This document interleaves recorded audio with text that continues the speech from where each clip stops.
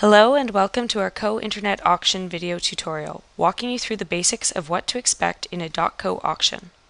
We hope that this video will give you some helpful information on what scenarios could take place as you are participating in these auctions. To begin the auction process, you will need to log in to the Co-Internet Auction portal at www.coauctions.co, shown here. By clicking the login button here, you will be presented with the login screen. Simply enter the email address and password you used to validate your account. So let's log in and get started. Once you are logged in, the upcoming auctions page is displayed.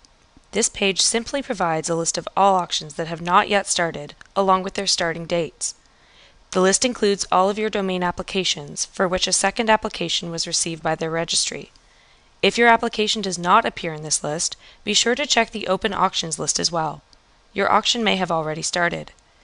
If you still can't find your application, check with your registrar. To access your auctions that have already started, click on the Open Auctions link. This page provides a list of all auctions that have started, along with current information about the auction. The list can be sorted to highlight the auctions closing today by clicking the Close Date column header. The columns in the auction table are as follows.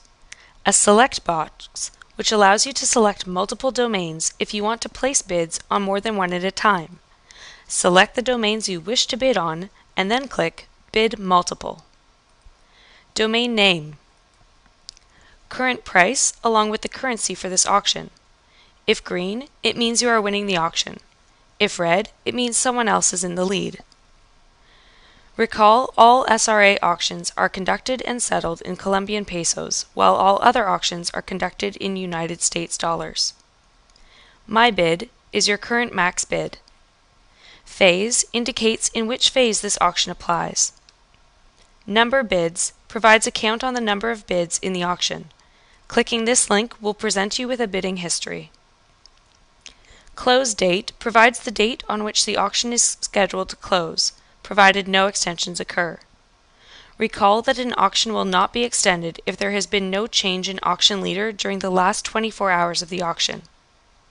Important note: all auction closing times are provided in GMT. Time left indicates the amount of time left before the auction closes. Bid is a clickable button that will take you to the auction bid page for the domain.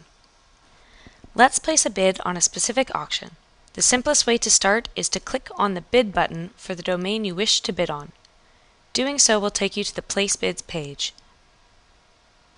Under the Enter Bids column is the box where you can enter the bid in the auction.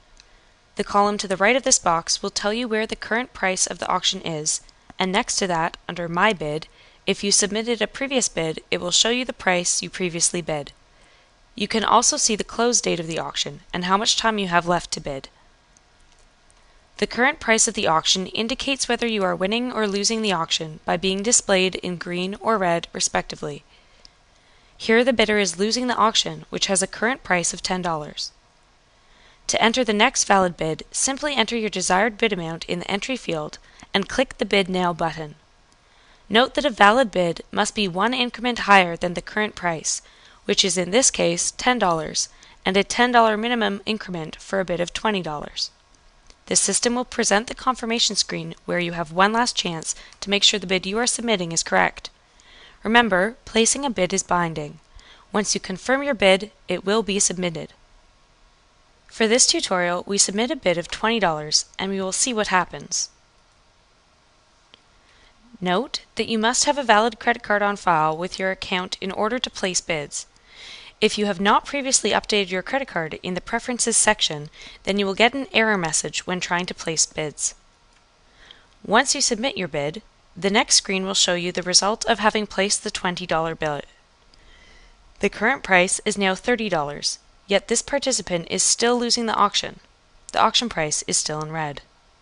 This means the auction leader's max bid is higher than the $20 bid that we just placed, so the system automatically rebid on the auction leader's behalf at one increment above the bid we just placed. Let's now go over a couple of bidding scenarios you may run into while participating in an auction. When placing a bid, note that your bid is treated by the auction system as a max bid. sometimes referred to as a proxy bid. In all cases, your bid must be at least one increment higher than the current auction price. If not, you will receive an invalid bid error message. The system will automatically place valid bids on your behalf as long as your max bid is higher than the current auction price. The system will never bid for the leading participant, meaning the system will not bid against itself. Also know that the current auction leader will always have the highest max bid. So let's go over a couple possible outcomes when you place your bid. Going back to our Open Auctions tab, let's place a bid on another auction. The current auction price for Sample3.co is $300, which means the minimum increment is $10, which is referenced in our increment table found in our FAQs. Let's place a bid that is equal to, or less than, $300. As you can see, you will receive an invalid bid error message. In this auction, your bid must be at least $310, calculated by taking the current auction price of $300 and adding the minimum increment of $10.